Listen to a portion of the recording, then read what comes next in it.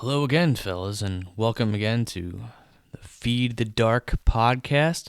Thank you so much for tuning in, and oh my fucking god, holy shit, I can't even pretend to feign coolness right now. This is insane. I can't believe no one fucking told me about this. Today, we're reviewing the novel Come Closer by the author Sarah Gran, or Grain. Apologies if I'm mispronouncing that name. But this is the first time I'm ever hearing about her, and I cannot believe that no one ever recommended this to me before. So I've read about 30 novels, probably, in the past 6 months, all of which are horror. Probably closer to 40, actually. About 40 novels in the past half year. That doesn't include short stories or anything. And I would say only 5 have, or maybe 6, have like left a mark on me and actually scared the fucking shit out of me. Which, by the way, I've seen a few YouTube videos reviewing this, and we're like, oh yeah, it's really, it's nice, but it's short and it's not scary. You people are insane. This scared the shit out of me. Look at this. I have a beer. I'm drinking while recording for you guys. This is irresponsible, but I need it. I need this to calm down after this read. Holy shit. Oh, that's for you. Oof. This is high praise, by the way. And by the way, I should say that because this is one of my top 5 novels that have scared me doesn't mean that it's one of my top 5 horror novels of all time. We'll get into that later because we'll talk about my top 5 favorite horror novels and my top 5 scariest novels that have freaked the shit out of me. But this is top 5 novels that have scared the fucking shit out of me, which is a feat as a horror connoisseur since I was a young lad. This novel it's really more of a novella. It's about 170 pages. I think it's a little bit less, actually. Let's check. Let's do a little motherfucking checkaroo. It's 166 pages. It's under 170 pages long. And the font is pretty big, so this is it's a super quick read. It's all in first person. It's basically a novella, I guess would be the correct way of explaining it. But to really get how this is written would be to look at the quote by Bret Easton Ellis. I don't know if you guys know Bret Easton Ellis. He's really fucking famous. He wrote Less Than Zero. He wrote American Psycho. And all of his novels are incredibly personal, usually first person. I haven't read all of his novels, but they're just very, realistic in that it's in its casual speech. And this is very similar. So Bret Easton Ellis wrote, which is on the cover, a genuinely scary novel about possession and insanity, hypnotic, disturbing, and written with such unerring confidence you believe every word. Really not surprising that he loves this so much. So this is such an easy, quick read, except it seeps into your mind like nothing I've ever read. Well, except for a few novels. Once again, we'll get into that later. I'm being hyperbolic. I just read this. I'm fucking scared as shit. I'm a almost 30-year-old man. I am amazed and so goddamn happy. But this starts out slow. So before I really get into it, it's a possession novel, which isn't too much of a spoiler because it's the premise of the entire novel. So the novel is about a woman named Amanda and her boyfriend Ed who move close to the city, but in a place that is described as completely abandoned. I mean, they only have if I remember correctly, they only have like a supermarket there or something. There's nothing for activity. There's nothing for social events or anything like that. And I mean, the only interaction she has other than with her husband is with this dog that follows her around, which won't spoil it. Really comes into play later. Super fucking important.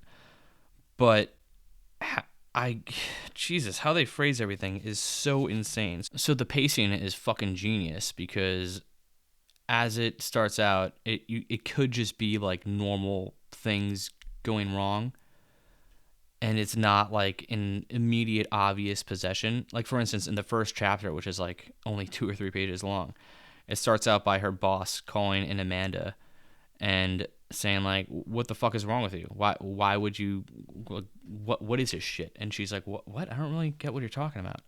And he's like, the memo you sent, like, what the fuck is this? Is this a practical joke? And she's like, I really don't get what you're saying. And then she sees it. He's like, no, right here, like, this is what you sent me. You think this is some sort of joke? And she opens it, and it says like, boss's name is a cocksucking F word, and she's like, what the hell? I didn't do this, and that's how it starts, and it just goes from there. Except the pace is so gradual. Like it just starts out with like, she wants a lipstick for brand, and it just appears in her purse, and she gets stopped on her way out, and she's like, I didn't steal that. What the fuck are you guys talking about? Excuse me. Or she has little fights with her boyfriend, but she like doesn't really remember saying certain things. It's so smart in how it does it, and it starts out like not even like a horror novel. It just is like some sort of drama as this woman going through some really really rough times in her life.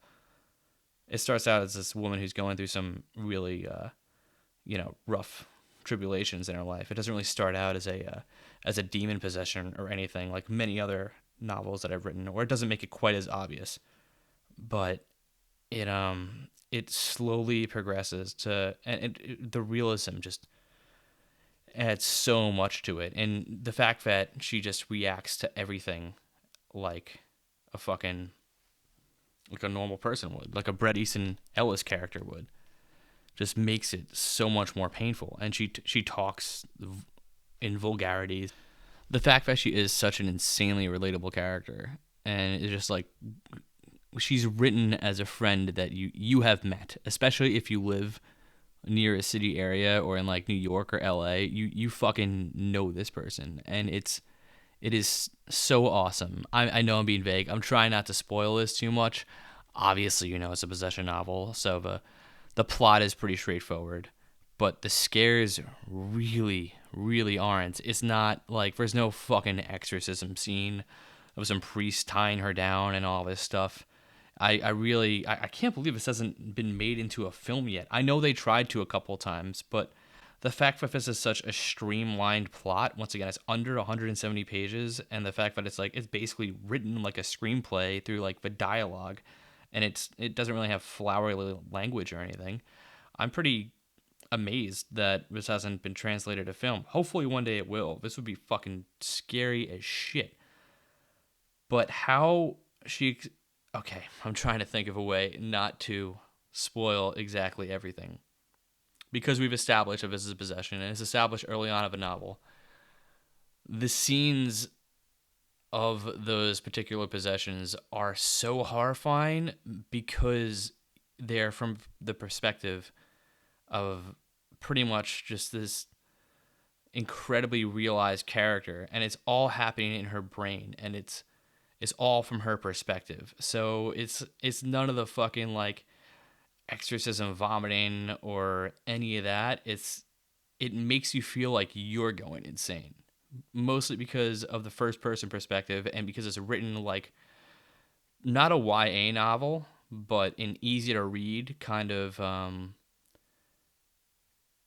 a very easy to read, fast paced, character based novel. So it's not written like in a gothic style or anything like that, or it's not written like where anyone hears like creeping noises or any of that.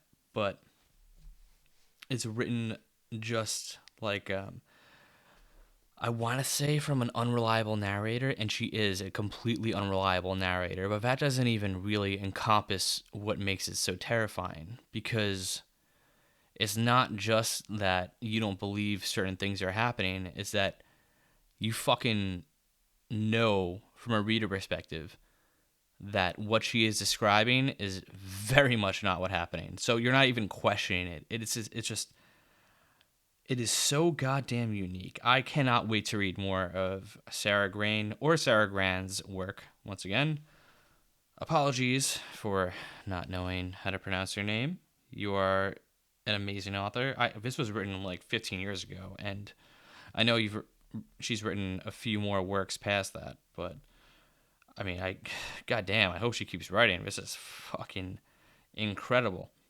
I cannot give us higher praise. It is. I read this in one sitting. I sat down on my couch, during a Sunday afternoon, which was today's Monday, so that was yesterday. I sat down with a cup of coffee, opened this book and I didn't get up for like 2 hours until I finished all of it. Probably less than 2 hours. I was just sucked into this fucking thing. Like, I mean, I've read about 6 books in the past week. This one is by far the scariest, and that is really saying something. I give this a fucking, jeez, an A plus plus. Once again, I don't want the viewers to be confused, which is you guys. You are the viewers, but it's not as interesting as some other novels that we're going to talk about in terms of plot or writing style, because it is very straightforward. The whole thing is in first person perspective, and it doesn't have as many critiques about society or art or anything like that. It's a very straightforward, quick read. But in terms of scare factor, oh my god, yeah, I thought about this while reading the novel I read today. I was trying to read a book today, and the whole time I was thinking about this fucking thing. It ruined my reading experience for the next book. That's how good this shit is. Fucking 90 thumbs up. I don't have 90 thumbs. I only have 2. Maybe 1 episode I'll get a whole bunch of people, whatever 90 divided by 2 is. Get that amount of people for the background. Get a bigger camera instead of a webcam and have them all hold thumbs up. I'll do a second review to really show a visual about how much I love this book. But holy fuck, come closer. One of the scariest books I have read in my adult life. Please buy right now. And thank you so much, guys, for tuning in. I really appreciate it. This is awesome that you guys are listening or watching. And you could find me on YouTube and Twitter and Libsyn and Spotify and Apple Music at FeedTheDark. Thank you guys so much for tuning in. Keep rocking the fuck on. Have a great week.